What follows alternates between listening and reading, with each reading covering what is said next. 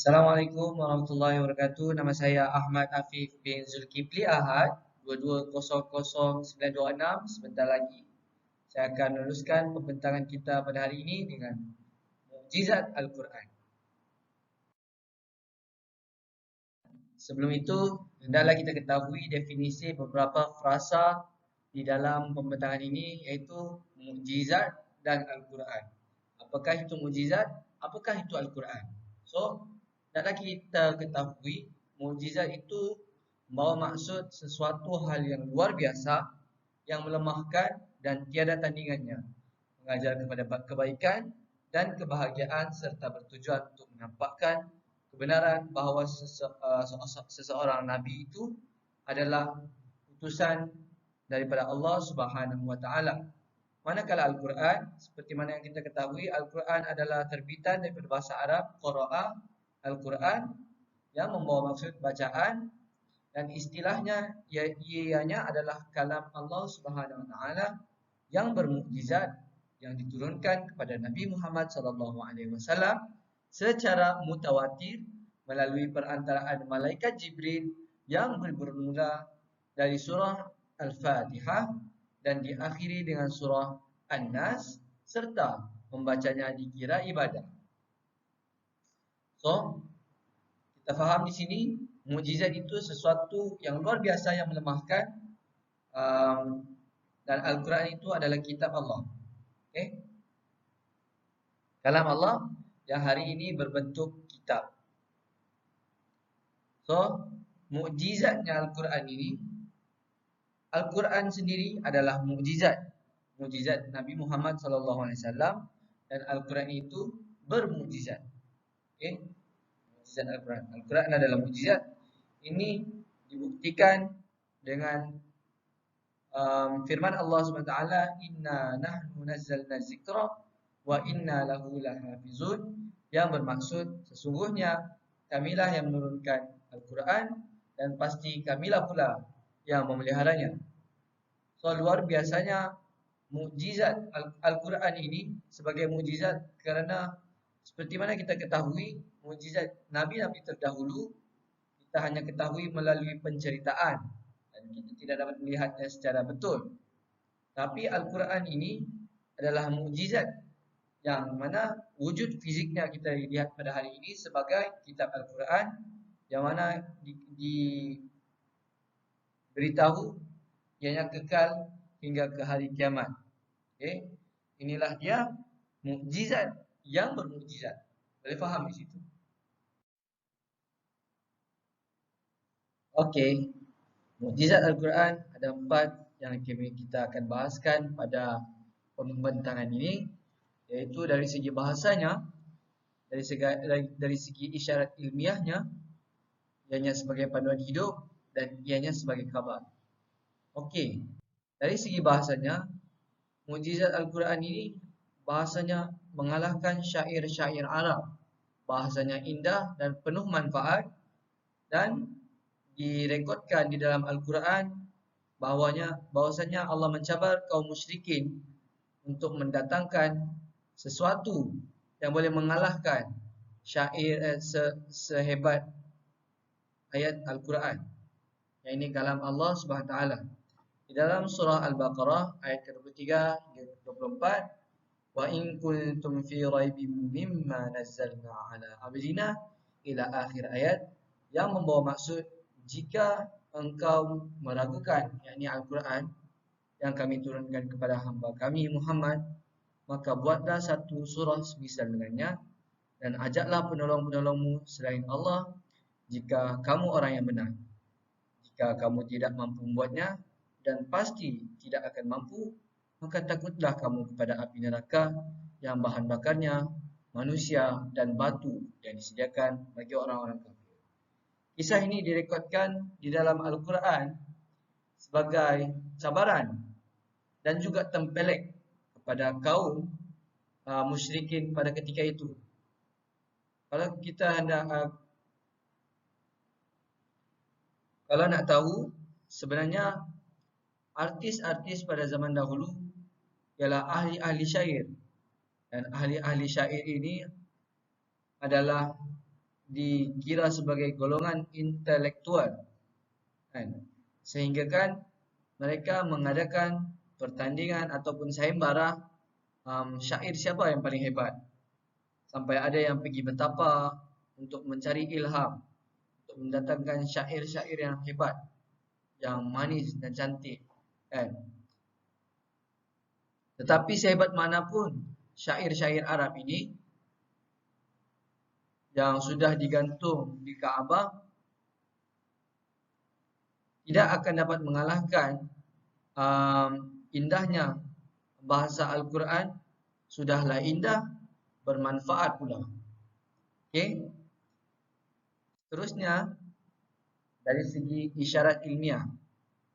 Baiklah, di dalam Al-Quran seperti mana yang diterangkan sebentar tadi, di dalam Al-Quran terdapat jawapan-jawapan persoalan logik akal manusia tentang fenomena alam, yang mana berkaitan tentang sains, tentang kelahiran manusia, bagaimana alam ini terjadi.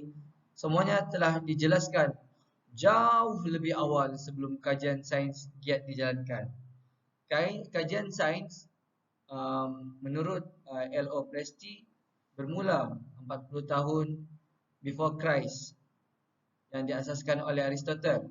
Sedangkan perkara-perkara tentang kejadian manusia, tentang kejadian alam ini, tentang terbelahnya laut, sudah pun diterangkan di dalam Al-Quran yang turun 1400 tahun hijrah yang dahulu. Sebagai contoh, kejadian alam semesta yang diciptakan dalam 6 hari dibentangkan dalam surah Al-Furqan ayat 29 dan surah As-Sajdah ayat keempat.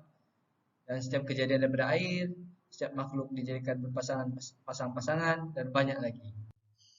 Okey, Al-Quran sebagai panduan hidup. Okey. Sebagai sang pencipta, Tuhan sang pencipta, maka dia menciptakan manusia, dia juga menciptakan manual untuk menguruskan manusia. Ataupun garis panduan ataupun peraturan. Bagaimanakah cara hidup yang sebenar untuk mencapai sejahtera.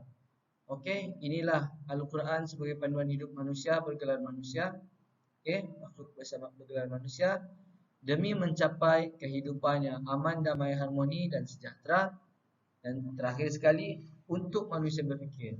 Fikir untuk apa? Tentang benarnya ajaran Islam.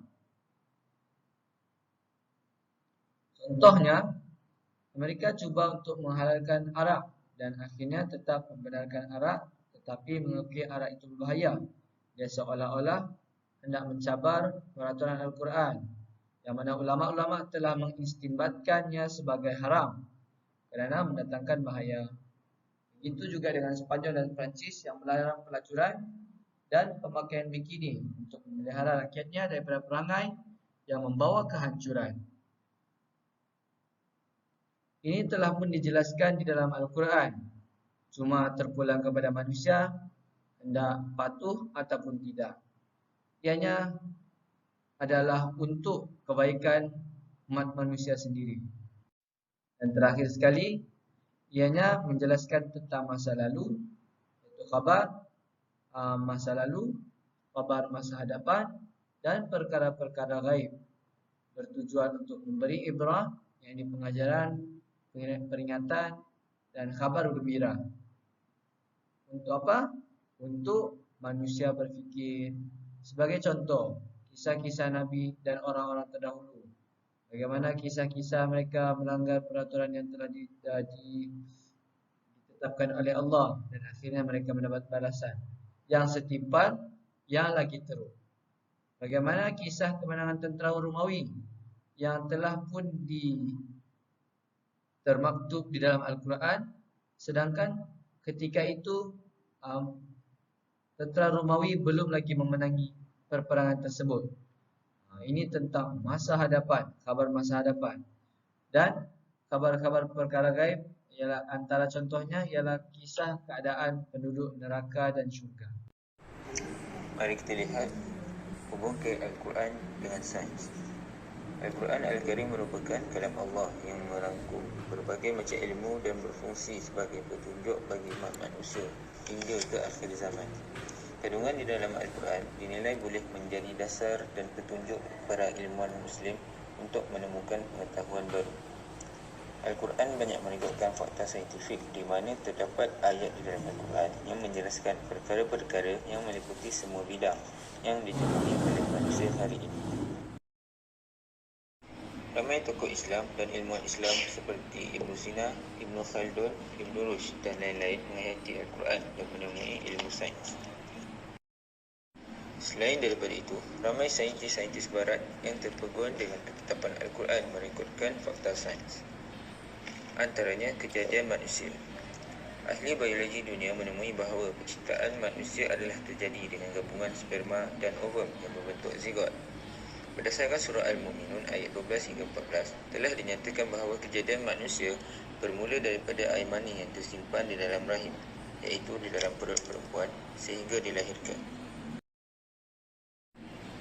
Seterusnya, peredaran matahari dan bumi.